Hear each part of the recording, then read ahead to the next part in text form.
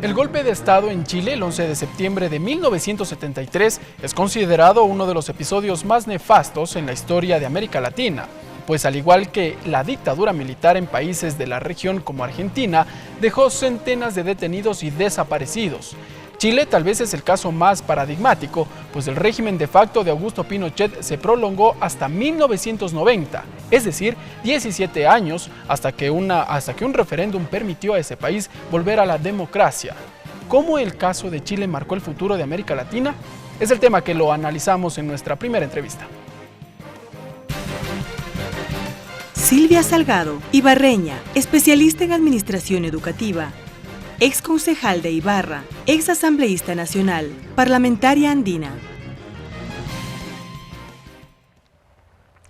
Damos la bienvenida a Silvia Salgado, dirigente del Partido Socialista Ecuatoriano. Como siempre, bienvenida a la televisión legislativa. Gracias, Lorena. Un saludo también, Ricardo. No queríamos dejar pasar por alto el recordar 42 años son ya que sucedió el golpe de Estado en Chile y queremos recordar junto a usted un poco de la historia de lo que aconteció en 1973. Sí, efectivamente el proceso chileno que dio cuenta de ser el primero que vía electoral llegaría al gobierno un líder socialista, producto justamente de un proceso participativo, de unidad de las fuerzas de izquierda, concretamente del Partido Socialista y del Partido Comunista en Chile, permitió que en el año 70 fuera gobierno la Unidad Popular. Efectivamente, bajo un programa de gobierno de construir un Estado popular, de recuperar los sectores estratégicos, de dar cuenta de una política social que en esos momentos Chile demandaba desde los sectores organizados. Efectivamente, lo que podemos analizar es el cómo esta vía chilena, que así se la ha denominado, vía pacífica de llegar a ser gobierno, dejó muchas lecciones cuando a los 3 años fueron víctimas precisamente estos sectores y particularmente el gobierno de Allende de un golpe de Estado. Fraguado desde el imperio norteamericano, fraguado desde las oligarquías nacionales, fraguado desde una oposición que se resistía precisamente a que había dado prioridad al tema de la educación, de la salud, de la nacionalización del cobre, de propiciar inclusive el que los trabajadores sean parte a través de acciones de las importantes empresas de este país. Parlamentaria, quisiera entonces que nos explique un poco cómo era ese Chile antes de la presidencia de Allende precisamente y cómo él viene un poco a implementar estas nuevas políticas para que la oposición, se entiende, se resista y a los 3 años se genera este golpe de Estado. Bueno, en Chile y en América Latina los golpes de Estado eran de primer orden. Hay que verlo a especialmente, nivel global también. Obviamente. Estaba dentro de un escenario inclusive en donde la disputa bipolar en el mundo entre Estados Unidos y la Unión Soviética en ese entonces, pero era evidente que quien tenía el control y la hegemonía en América Latina, en América en general, en el continente, diría yo, era Norteamérica. En esas circunstancias, el ejército chileno tenía unas características muy especiales. Primero, respondía a la escuela norteamericana y era considerado inclusive en disputa de liderazgo con la propia CIA. Es decir, eran los encargados de impedir que los procesos democráticos avancen. Recordemos inclusive que para los años 70 se implementa el Plan Cóndor en América Latina, que tenía justamente esta misión y que después inclusive se pudo conocer, no solamente las estrategias para frenar el proceso chileno, sino también toda América Latina. Es decir, circunstancias en donde la represión, en donde los golpes de Estado, en donde la imposición hegemónica desde el extranjero eran las fuerzas que gobernaban en nuestros países. Y en ese sentido, ¿qué marcó el golpe de Estado en Chile en 1973 ya para toda América Latina? De hecho, marcó dos situaciones que me parece que es importante recuperarles para la coyuntura actual. La primera, entender de que estos cambios de vía pacífica tienen sus límites, que tienen que ser confrontados con la organización social, la organización popular, porque en la medida en que se daban los cambios y se sentían afectados los privilegios de estos sectores, o sea, del poder económico, no iban a quedarse cruzados los brazos, lo que ocurre en la actualidad.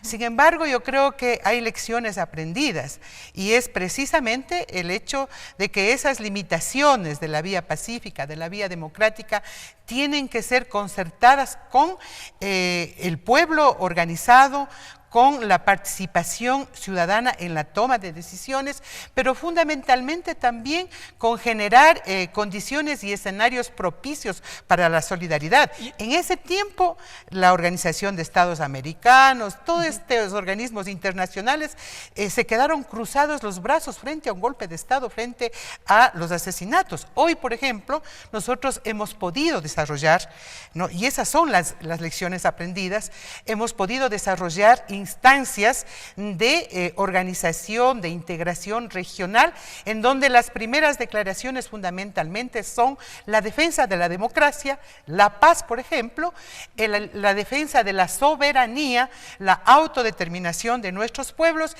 y más bien un proceso de cooperación internacional que en base a la complementariedad nos permita a nuestros países y a nuestros pueblos tener y proyectar esa vía pacífica, sí, pero al mismo tiempo entendiendo de que hay poderes fácticos y que hay poderes económicos que siempre van a reaccionar e inclusive generar violencia. Una de esas lecciones aprendidas a las que usted hace mención puede ser, por ejemplo, los procesos de diálogo son necesarios para continuar con los cambios que se vienen implementando, sobre todo en un plan de gobierno.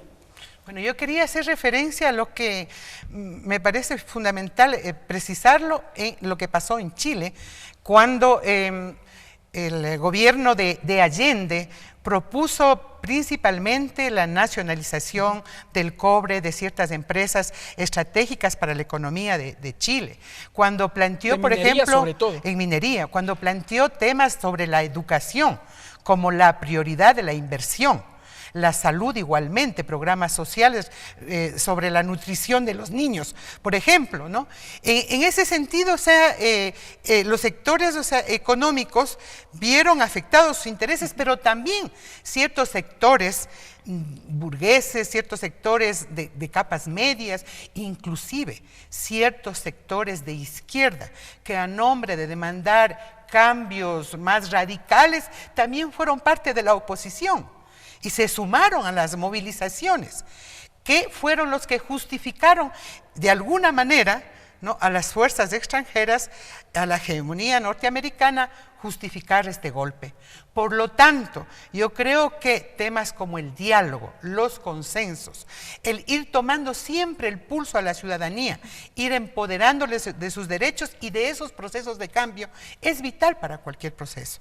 Yo creo que solamente la fuerza organizada de ese pueblo podrá parar, frenar todas estas resistencias a ese cambio, que en definitiva estamos hablando de generar una política y un Estado que garantice los derechos de las mayorías y que acabe con privilegios.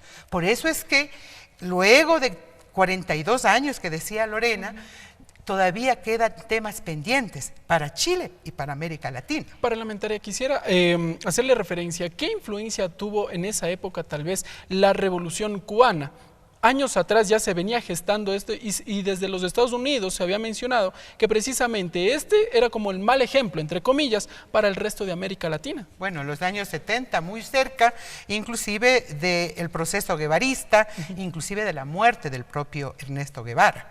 Son situaciones que no están fuera del escenario de lo que ocurrió en Chile.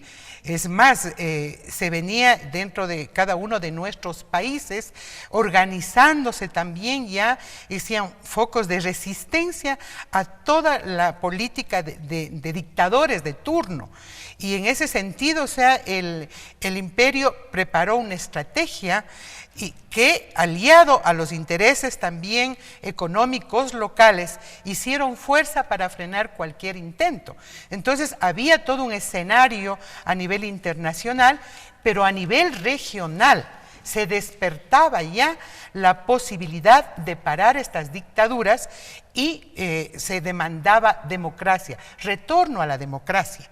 Y efectivamente eso no convenía para los intereses geopolíticos que en ese momento se disputaban en el mundo y que regionalmente siempre habríamos sido considerados ese patio trasero. Razón por las cuales, o sea, se da, ¿no es cierto?, todo este proceso de reconstitución en Chile de las fuerzas de izquierda, se llega al poder, pero apenas dura 3 años de gobierno y obviamente fueron víctimas de este golpe de Estado que, como usted decía en su introducción, duró hasta los años 90, pero lo que no pudo precisamente hacer ese golpe de Estado es lo que dijo el propio Allende, que cualquier sacrificio no va a ser vano y que hoy, por ejemplo, Chile viva una democracia, que hoy precisamente el Partido Socialista Chileno, del cual forma parte Michelle Bachelet, y sea una socialista, una hija de un militar también asesinado por la dictadura, y que hoy precisamente los jóvenes estén liderando un proceso constituyente que después de 42 años yo creo que se debería acabar de manera definitiva la herencia de Pinochet y de esas dictaduras. Y lo que no impidió tampoco, ¿no es cierto?, este golpe es de que el propio Pinochet haya sido sancionado como criminal de muchos asesinatos. Él murió, pero antes el pueblo chileno tuvo la oportunidad de desenmascarar y de encontrar la verdad, para ejemplo de la historia no solamente de Chile, sino también de América Latina. Muchísimas gracias. La presencia de Silvia Salgado, dirigente del Partido Socialista, como siempre, bienvenida a la televisión legislativa. Gracias a ustedes. Muchas gracias. Estuvo con nosotros entonces la parlamentaria andina Silvia Salgado, con quien hemos hecho esta revisión a la historia, sobre todo a lo que ya se cumplen los 42 años de la dictadura de Salvador Allende en Chile.